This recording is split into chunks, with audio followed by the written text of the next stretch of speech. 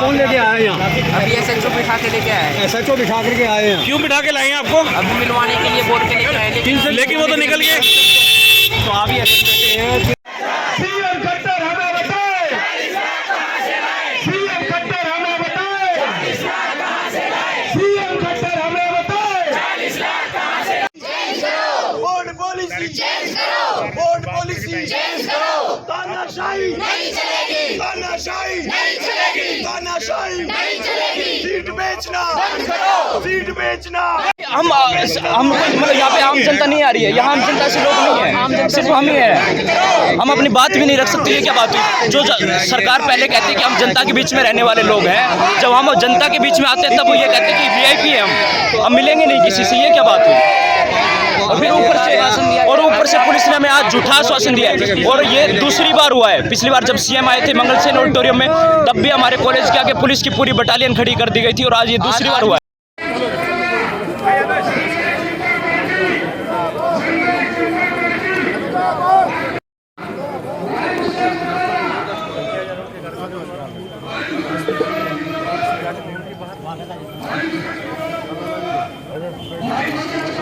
नमस्कार, मैं हूं विकास सुखीजा और आप देख रहे हैं अब तक टाइम। हरियाणा के डिप्टी CM आते हैं जाट धर्मशाला में कार्यकर्ता सम्मेलन को संबोधित करने के लिए। 2 घंटे से ऊपर कार्यकर्ताओं से मिलते हैं, लेकिन डिप्टी CM का जो रवैया था वो क्या था, वो थोड़ा सा बताने की कोशिश करेंगे। दोस्तों, आंखों देखी बात बता दें, एक कार्यकर्ता ने उनको एक गुलदस्ता भेंट किया। अब गुलदस्ता भेंट किया जाता है और वो उठा के अपनी गाड़ी पर फेंक देते हैं। ये बड़ी सोचने की बात है। ये प्यार है या तकरार है या फिर जरूरत से ज़्यादा मोहब्बत है? क्योंकि कार्यकर्ताओं का उत्साह इतना था यहाँ पर, एक बुक्का इधर से, दूसरा इधर से, तीसरा इधर से, लगातार पूरे जोर शोर के साथ डिप्टी CM का स्वागत किया गया। अब बात दूसरी करते हैं कि डिप्टी CM को जो MBBS के छात्र हैं, उन लोगों का एक डेलीगेशन यहाँ मिलने आने वाला था, लेकिन उससे पहले सूचना मिल जाती है कि MBBS के छात्र यहाँ पहुँचने वाले हैं और डिप्टी CM को निकाल दिया जाता है यहाँ से, हाईवे से बाहर।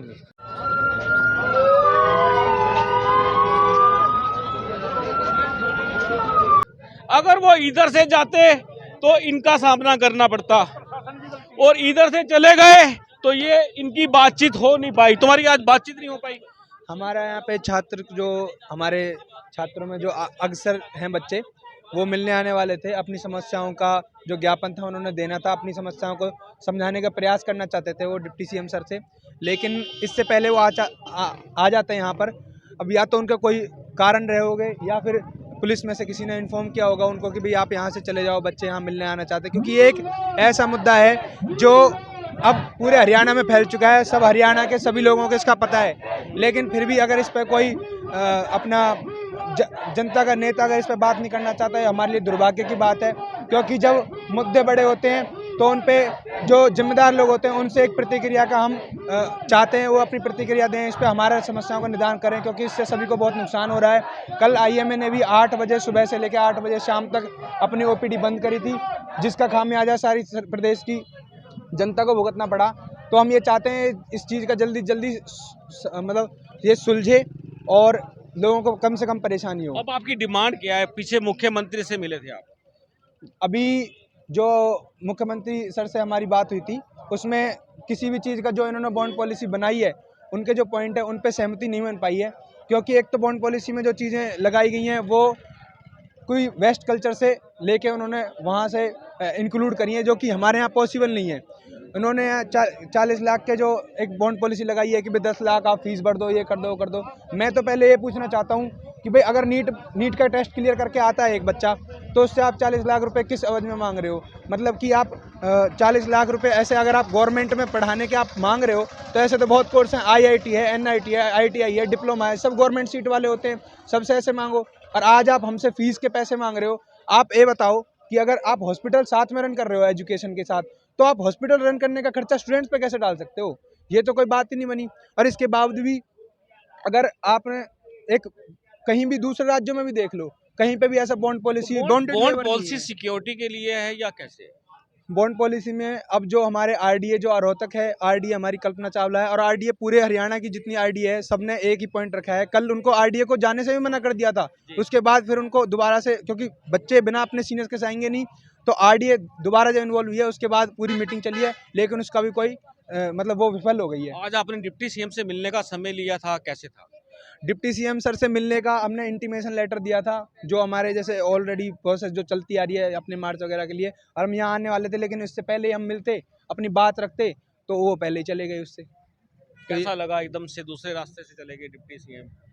ये एक है तो निराशाजनक बात है, क्योंकि अगर हम भी प्रदेश की जनता में ही आते हैं, हम सबको भी वोट का अधिकार है, हम सब भी एक अच्छे नागरिक बनने की कोशिश करें। हमारा प्रोफेशन ऐसा है कि कल को लोग हमारे भी हमसे भी एक्सपेक्ट करते हैं, तो एक जनता के प्रतिनिधि होने के कारण उनका ये कर्तव्य था। इवन ऐसा कुछ नहीं है कि लोगों को पता नहीं होता, सबको पता होता है कि प्रदेश में क्या चल रहा है, कहाँ क्या चल रहा है। आज यहाँ बच्चे आने आने वाले थे, तो ऐसा कुछ नहीं, उनको पता नहीं था, उनको पक्का पता होगा, और नहीं पता होगा तो इवन उनके नोटिस में ये बात पहले ही लाई जा चुकी है। तो इनका एक तो ये मौलिक एक कर्तव्य भी बनता था कि अगर यहाँ एक गवर्नमेंट मेडिकल कॉलेज है जहाँ पे बच्चे हंगर स्ट्राइक पे भी बैठे हुए हैं, तो उनको यहाँ पे आना चाहिए था, मिल के बात करनी चाहिए थी। जब छोटे छोटे लोग, एक मैं कह रहा हूँ कि अगर कोई मुख्य आदमी अगर कोई हानि हो जाती है तो उससे मिलने जाते हैं, मंत्री कोई भी हो। यहाँ पे इतने लोग बैठे हैं, यहाँ हंगर स्ट्राइक पे बैठे हैं, कल हमारे एडमिट हो गए 4-5 बच्चे हंगर स्ट्राइक वाले, तो ये तो खुद से होना चाहिए था कि हमसे मिलने आए वो। बिल्कुल दोस्तों, आपको बता दें, जनप्रतिनिधि का कर्तव्य बनता है जनता की आवाज को सुनना। अब काम होना ना होना ये विषय बात का है, लेकिन एक बार आवाज जरूर सुनी जानी चाहिए थी। आप देख सकते हैं प्रदर्शन करते हुए यहाँ तक पहुंचे हैं, लेकिन डिप्टी सीएम दूसरे रास्ते से जा चुके हैं। दोस्तों, इसी मौके पर पहुंच जाते हैं डीएसपी और छात्रों से बात होती है। चलिए आपको सीधी दिखाते हैं ये बातचीत, क्या कहना है डीएसपी का। हमारे घर में आ जाए, आपको अपॉइंटमेंट मिलता है,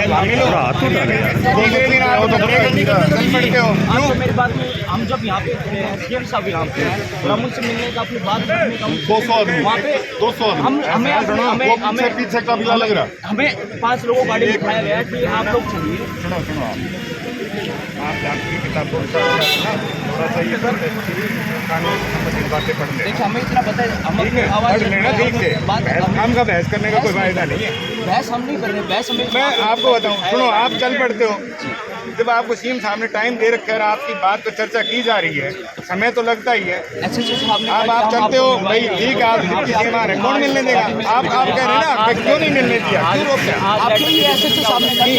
क्यों आपका अपॉइंटमेंट था क्या? ऐसा नहीं है, ऐसा है, सुनो, ये जनता की प्रतिनिधियों की जो सीट है ना, deputy CM, home minister, PM, इस तरह नहीं मिलने दिया जाता। वो छोटी सी बात होने पे ना वो विदेश की बदनामी होती है। वो आप अपना दिमाग होने पास रखो यार, आप ये छोड़ो ना, फिर आप अपने तरीके से चलो यार। हमने ऑलरेडी टाइम दिया, आपके ऊपर विचार किया जा रहा है, तरीके से चलो, बिना तरीके चलोगे तो वो दिक्कतें आएंगी। देखिए तरीका, आपका तरीका बताता हूँ। वहाँ पे एसएचओ साहब ने हमें गाड़ी में बिठाया कि हम आपको मिलाएंगे, जब यहाँ से निकल चुके हैं तब हमें यहाँ पे लेकर आया गया है, हमें वहाँ पे आपका कैरियर देखते हुए, अदरवाइज तो आपकी वायलेशन तो इतनी है कि उस पर FIR भी लो, तो फिर आप अरेस्ट भी होंगे। ठीक है, मिल मिला के हम आपकी वजह नहीं है, आप अपनी सीएम साहब से मिल के हल करो, जैसे मर्जी हल करो, आप जाहिर तरीके से कोई एक बात बताइए, एसएचओ जी ने हमें फिर झूठा आश्वासन क्यों दिया कि वो मिलवाएंगे हमें अंदर 5 मिनट के लिए बात करवाएंगे? इसके लिए तो हम एसएचओ जी ने हमें बोला नहीं, बोल देते कि नहीं करवाएंगे। हमें भी तो अपनी बातें रखनी है ना, आप बात तो समझे, हम कैसे पहुँचाएंगे फिर अपनी बातें आगे? चलिए दोस्तों, अब आपको सुनवाते हैं इस पूरे मामले को लेकर डिप्टी सीएम दुष्यंत चौटाला का क्या कहना है। जहाँ बॉन्ड पॉलिसी की बात है, मेरी भी बैठक इस पे हुई। 3 विषय उन बच्चों के मेरे सामने आए। पहला कि जब वो MBBS करेंगे तो MD के और जब वो जाते हैं तो ये बॉन्ड कैरी फॉरवर्ड हो गया। दूसरा उनका विषय था कि 7 साल बहुत लंबा है, इसको कम कर दिया जाए, और जो इंटरेस्ट लगना है उस इंटरेस्ट की सबवेंशन गवर्नमेंट करे। इसके ऊपर मेरी चीफ मिनिस्टर से भी चर्चा हुई। आज माने राष्ट्रपति जी का दौरा है, मुझे लगता है कि जल्द इसका निष्कर्ष हम निकालेंगे, जहां म्यूचुअली स्टूडेंट्स को भी फ़ायदा हो और सरकार भी आने वाले समय में इसका लाभ ले पाए, कि हमारा पढ़ा लिखा बच्चा दूसरी जगह ना जाकर नौकरी करे, हरियाणा प्रदेश की सेवा करे, उसके उपरांत एक रास्ता निकाला जाए। दोस्तों, आपने डिप्टी सीएम का बयान सुन लिया है। चाहेंगे इस खबर को ज्यादा से ज्यादा शेयर कर देना। आप देख रहे हैं अब तक टाइम्स, मैं हूं विकास हुईजा अपने साथी के निशाद के साथ। नमस्कार, जय हिंद, जय भारत।